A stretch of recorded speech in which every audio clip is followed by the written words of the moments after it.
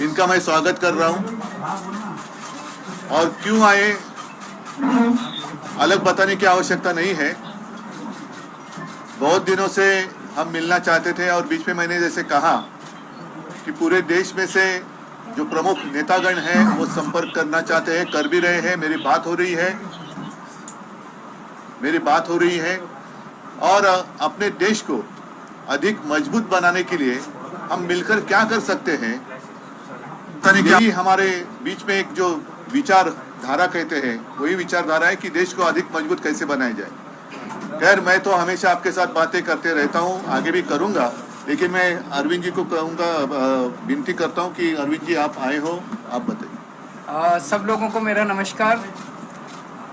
सबसे पहले मैं उद्धव जी का बहुत बहुत शुक्रिया अदा करता हूं कि आज उन्होंने मुझे, भगवंत मान साहब को, संजय सिंह को, राघव चड्ढा जी को, हम लोगों को अपने निवास स्थान पे चाय पे आमंत्रित किया और उनके साथ काफ़ी विषयों के ऊपर चर्चा हुई। उद्धव जी से मिलने का मेरा बहुत दिनों से मन था।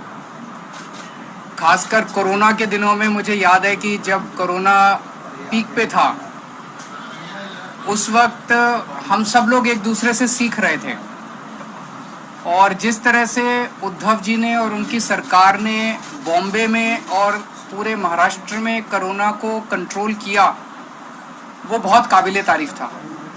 और मुझे ये कहने में बिल्कुल भी संकोच नहीं है कि हम दिल्ली के लोगों ने बॉम्बे से और महाराष्ट्र से बहुत कुछ सीखा। इनकी कई सारी प्रैक्टिसेस होती थी जो कि बहुत अच्छी थी, जिनको हम दिल्ली में अपनाते थे, दिल्ली में हम उसको लागू करते थे। बहुत दिनों से मेरी इच्छा थी इनसे व्यक्तिगत तौर पे मिलने की और आज मुझे व्यक्तिगत तौर पे इनसे मिलने का, पूरे परिवार, आदित्य जी से मिलने का, पूरे परिवार से मिलने का सौभाग्य प्राप्त हुआ। और हमने बहुत सारी चीज़ों के ऊपर चर्चा भी की। आज देश के जो हालात हैं उनके ऊपर हमने चर्चा की। आज देश का युवा जो है वो बेरोज़गारी से बुरी तरह से त्रस्त है।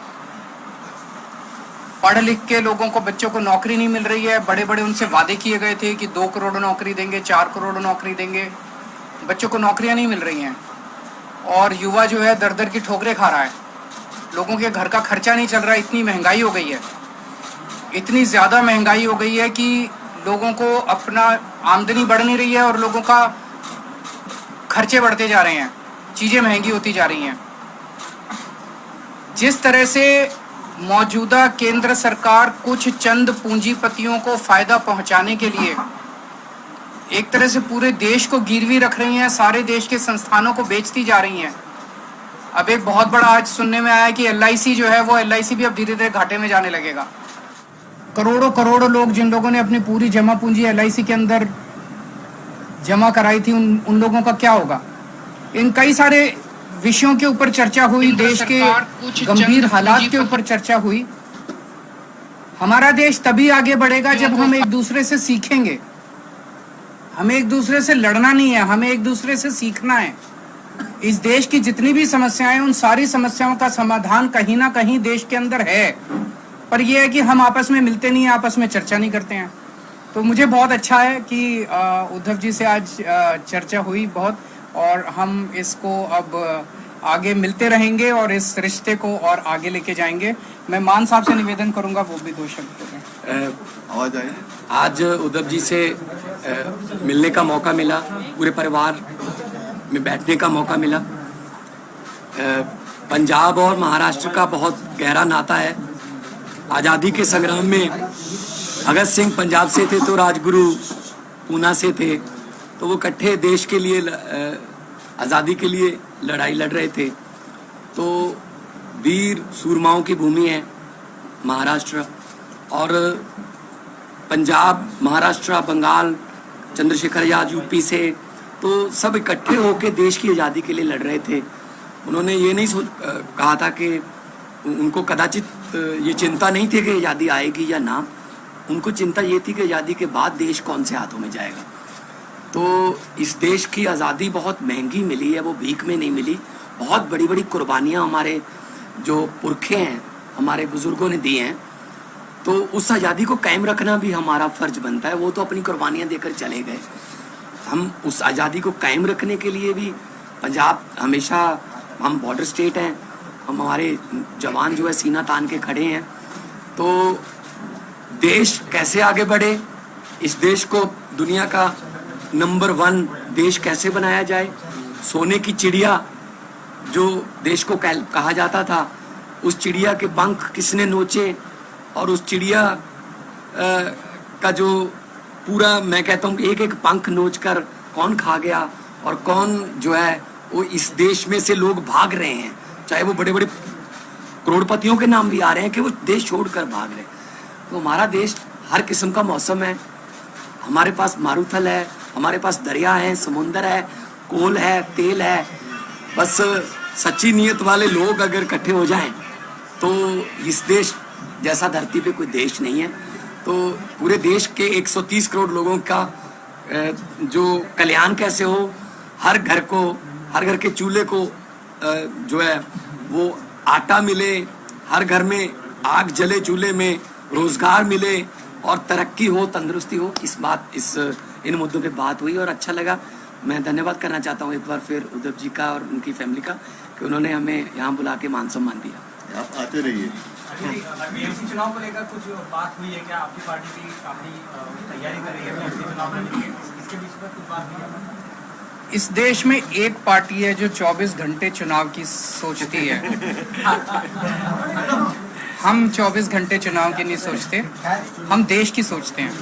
हमारे सामने देश है, हमारे सामने इस देश के बेरोजगार युवा हैं, हमारे सामने किसान हैं, हमारे सामने वो गृहिणी है जिसका पति हर महीने पैसे ला के देता है और उसका खर्चा नहीं चल रहा। 20 तारीख के बाद उसको पता नहीं अगले 10 दिन कैसे बीतेंगे। उन मुद्दों के ऊपर चर्चा हुई। जब चुनाव आएंगे चुनाव की भी चर्चा करेंगे।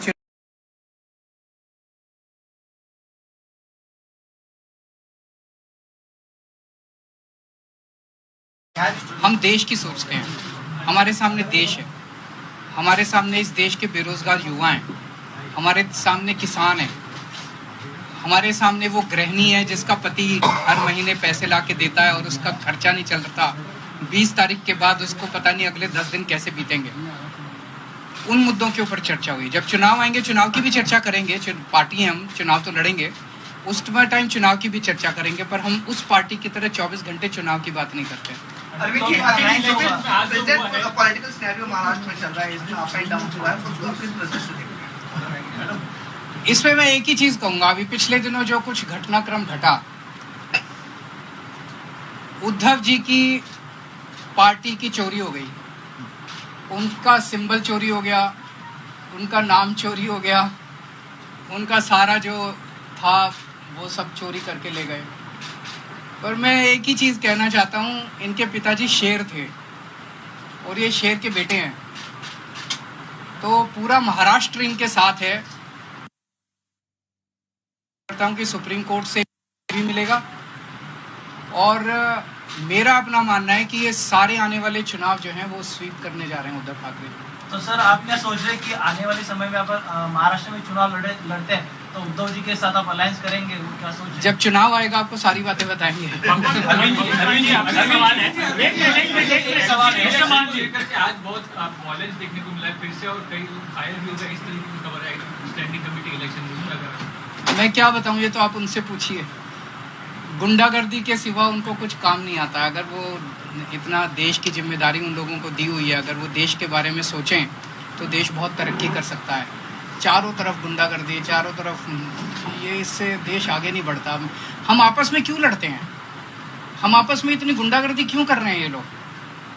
भाई जब दिल्ली की जनता ने 134 सीट हमको दी, 104 सीट उनको दी, तो मेयर तो हमारा ही बनना चाहिए। 2.5 महीने से मेयर ही नहीं बनाया, डिप्टी मेयर तो हमारा बनना चाहिए, स्टैंडिंग कमेटी तो हमारी होनी चाहिए, बना ही नहीं रहे। रोज लड़ते हैं। बताओ, मेयर का चुनाव कराने के लिए अगर हमें सुप्रीम कोर्ट जाना पड़ेगा तो ये तो दुख की बात है। अरविंद जी, एक सवाल ये था कि विपक्ष के नेता लगातार आरोप कर रहे हैं कि सेंट्रल एजेंसियों का इस्तेमाल किया जा रहा है। दिल्ली का सिनेरियो, महाराष्ट्र का सिनेरियो, इस विषय पे आपकी उद्धव जी से कुछ गंभीरता से डिस्कशन हुआ है? देखिए, कायर लोग इस्तेमाल करते हैं। ईडी और सीबीआई और ये सारी एजेंसीज का इस्तेमाल कौन करता है? कायर लोग करते हैं। करने दीजिए उनको। उन्हें हमसे डर लगता तभी तो करते हैं। आपके घर ईडी नहीं आई, आपके घर सीबीआई आई, इनके घर आती है, मेरे घर आती है, परसों ये कह रहे हैं मनीष सिसोदिया को गिरफ्तार कर ले, हमें कोई फर्क नहीं पड़ता। जनता देख रही है। अंत पंत में सच्चाई की जीत होती है, झूठ झूठ होता है, सच्चाई की जीत होती है। भगवत मान जी, आपसे सवाल है, जिस प्रकार से पंजाब में हिंसा हुई है, नाला पुलिस स्टेशन को जो है वो हाईजैक कर लिया गया, उसके बाद वहां पर पुलिस वालों को भी पीटा गया, एक एफआईआर ने रजिस्टर हुई है, क्या कुछ कहेंगे उसमें? देखिए, आप लोगों के पास यहाँ गलत सूचनाएं हैं। लॉ एंड ऑर्डर पंजाब में कंट्रोल में है, पंजाब पुलिस सक्षम है, और पंजाब का जो सोशल बॉन्डिंग है उस पर गोलियां भी चली 10 साल, बम भी फूटे, लेकिन पंजाब का जो भाईचारा है आपस में, वो लोग मिलके रहना पसंद करते हैं। अमन शांति वाला हमारा स्टेट है, और बहुत बड़ी बड़ी इंडस्ट्रीज अब वहाँ पे इन्वेस्ट करने लगी हैं, क्योंकि पहले किसी खास फैमिली के साथ एमओयू होता था, अब पंजाब के 3 करोड़ लोगों के साथ जो है वो एमओयू हो रहा है। पंजाब को नंबर 1 स्टेट हम बनाने में अपनी तरफ से हमारी गारंटी थी। जब अरविंद जी और हम सारी टीम चुनाव प्रचार कर रहे थे, तब हम गारंटियाँ दे रहे थे, बिजली मुफ्त की गारंटी, कच्चे मुलाजिमों को पक्के करने की गारंटी, रोजगार की गारंटी। तो मैं तो मतलब यही कहूँगा कि लंबे सफ़र को मीलों में मत बांटिए, कौम को कबीलों में मत बांटिए। एक बहता दरिया है मेरा भारत देश, इसको नदियों और झीलों में मत आप पे